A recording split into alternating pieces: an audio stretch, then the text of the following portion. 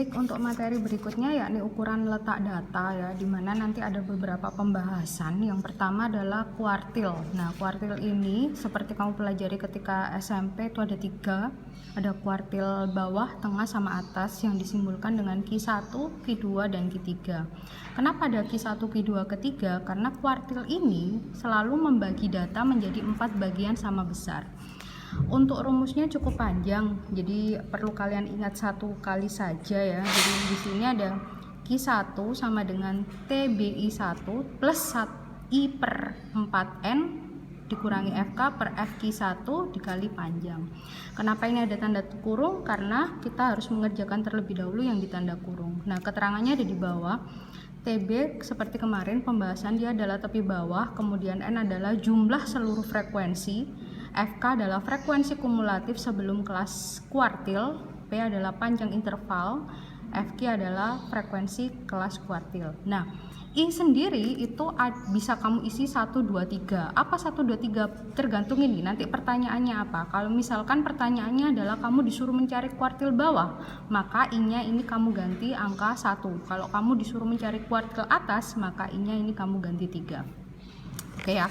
Nah, untuk lebih mudah kita coba menyelesaikan soal. Nah, di sini cukup kelihatan kan ya. Tentukan kuartil bawah dan kuartil atas dari data hasil pasien COVID-19 di kota M bulan Juni 2020. Di sini ada tabel, datanya berupa tabel, ada usia sama frekuensi. Nah, kamu lihat tadi itu kan kuartil bawah. Kuartil bawah berarti I-nya saya tulis dulu, I-nya kan 1 ya. Nah, I-nya 1. Kita kan belum tahu mana sih data yang harus kita kerjakan untuk menentukan tepi bawahnya. Nah, supaya memudahkan, kamu tentukan dulu nilai IN-nya. Apa nilai IN? Ini. Karena di sini yang dicari adalah kuartil bawah, kamu maka nulisnya 1/4 dikali N.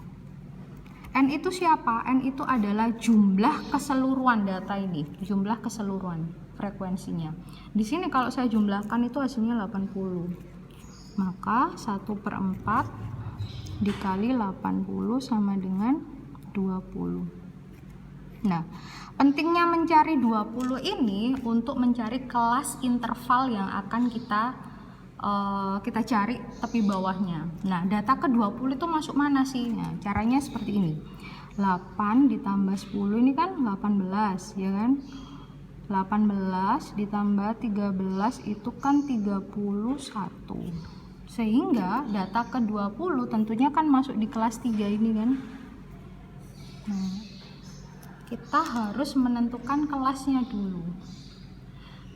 Kenapa tidak masuk ke kelas kedua? Karena ini masih 18, sedangkan kita kan butuhnya 20 nih. Jadi yang dikotai ini. Oke ya, sampai sini. Nah, langkah berikutnya adalah memasukkan ke dalam rumus yang sudah saya terangkan tadi ya. Kita tulis dulu karena permintaannya adalah kuartil bawah, maka di sini Q1. Rumus Q1 adalah TB1 plus I per 4N dikurangi FK per FQI dikali panjang. Oke. Tepi bawah kemarin ini kan diambil yang data paling kiri dikurangi 0,5 berarti 39,5. Kemudian I4N udah kamu cari toh ini tadi I4N ketemunya 20. Dikurangi FK. FK tadi apa? FK adalah frekuensi kumulatif sebelum kelas kuartil. Jadi kan ini kelas kuartilnya, frekuensinya. Nah, kumulatifnya itu mana? Ini. Jumlahkan yang sebelumnya. 8 tambah 10, 18. Per FQI. FQI adalah frekuensi kuartilnya. Berapa? 13. Dikali panjang kelas. Panjang kelas itu mana? Ini 40 sampai 44 itu ada berapa datanya? Kan 40, 41, 42, 43, 44. Berarti kan datanya ada 5. Udah, dari sini tinggal kamu hitung 39,5 plus 2 per 13 kali 5. Oke, gini ya. Kita sederhanakan. Untuk penyelesaian statistik bisa menggunakan kalkulator. Jadi nanti di sini hasilnya berupa desimal. Ambil 2 angka di belakang koma. Saya kira cukup mudah kan ya. Coba kamu selesaikan sendiri untuk menentukan kuartil atas. Oke, saya tunggu. Pembahasan yang kedua yakni desil. Desil itu adalah pembagian data menjadi 10 data sama besar. Di sini ya, bedanya dengan kuartil tadi, kalau kuartil kan per 4 ya, karena membagi 4 data sama besar, tapi kalau desil ini membagi 10. Jadi bedanya cuma di sini. Rumusnya hampir sama.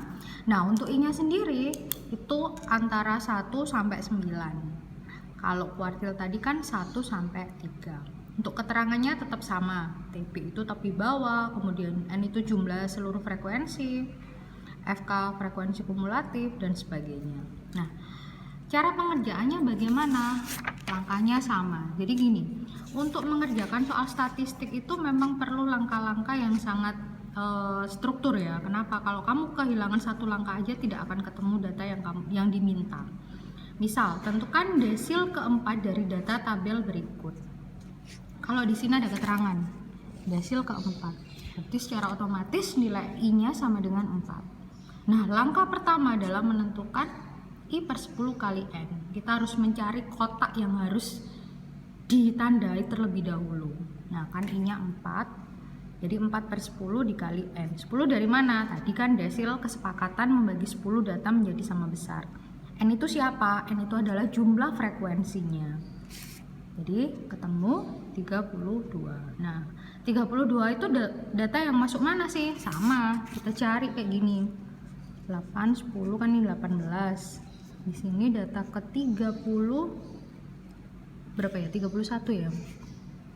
31 tambah 17 50. Sedangkan mintanya data ke 32. Berarti kira-kira masuk kelas mana? Oke. Masuk kelas 4.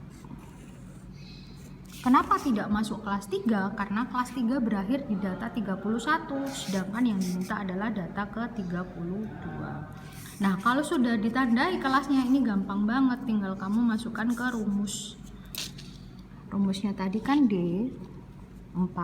Kenapa? Karena desil keempat sama dengan TB4 ditambah I per 10 kali N min FK per FD4 dikali panjang interval kelas.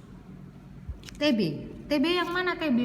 Ini diambil yang paling kiri, dikurangi 0,5, jadinya 44,5 ditambah ini I 10 kali N, tadi kamu udah ketemu kan ya, 32 dikurangi frekuensi kumulatif. Sama, frekuensi kumulatif adalah jumlah frekuensi sebelum kelas. Berarti ini kamu jumlahkan 8, 10, 13 jumlahkan, hasilnya 31 per frekuensi kelasnya 17 dikali panjangnya kelas sama 45 sampai 49 itu datanya ada 5. Tinggal kamu hitung 44,5 ditambah 1 per 17 dikali 5, maka hasilnya sama dengan 44,5 ditambah 5 per 17. Lagi-lagi karena datanya berupa desimal, kamu bisa menyelesaikan dengan menggunakan kalkulator. Ambil 2 angka di belakang koma. Terima kasih. Poin berikutnya adalah persentil. Kalau kamu jeli, persentil berarti kan membagi data menjadi 100 bagian kan ya, persen 100 bagian. Maka nanti nilai I-nya yang berlaku adalah 1 sampai 99. Rumusnya tetap sama. Jadi kalau misalkan nanti ada yang nanya, Bu, berarti rumus kuartil, desil sama persentil bagaimana? Sama. Yang membedakan adalah pembagian data di sini. Kalau kuartil tadi berapa? 4 ya, berarti kalau desil 10, persentil 100. Nah, gitu aja sih cara menghafal supaya mudah, jadi nggak perlu menghafal terlalu banyak. Baik, ini contoh penyelesaian ya. Perhatikan tabel berikut, di sini ada nilai sama frekuensi. Kamu disuruh untuk menghitung persentil ke 60. Persentil ke 60 sama berarti I-nya sama dengan 60. Berarti 60 per 100 kan, tadi karena membagi 100 dikali N. N-nya siapa? N-nya adalah jumlah keseluruhan. Ini sudah saya hitung jumlahnya 40, jadi 60 per 100 dikali 40. Coret, coret, coret. Hasilnya nggak kelihatan, 24. Oke, karena sudah ketemu hasilnya 24, kita cari dong 24 itu masuk ke kelas mana. Ini 7 tambah 11, 18 tambah 15 sama dengan 33. Berarti data ke 24 masuk kelas mana? Oke, benar. Masuk kelas ini. Masuk kelas keempat. Nah, rumusnya lagi-lagi untuk menghafal supaya gampang kan P60 ya. P60 sama dengan TB60 ditambah I per 100 dikali N min FK per F P60 dikali panjang P. Tepi bawah berarti 77 dikurangi 0,5 jadinya 76,5 ditambah ini tadi udah kamu hitung ketemunya 24 kan, dikurangi FK, F kumulatif sebelum kelas, berarti kan menjumlahkan ini 25 sama 11. Ini berapa? 18 min FP60 frekuensi kelasnya ini kan 15 dikali panjang kelasnya 77 sampai 84 berarti berapa? 77, 78, 79, 80, 81, 82, 83, 84. Oh, ada 8. Kamu tulis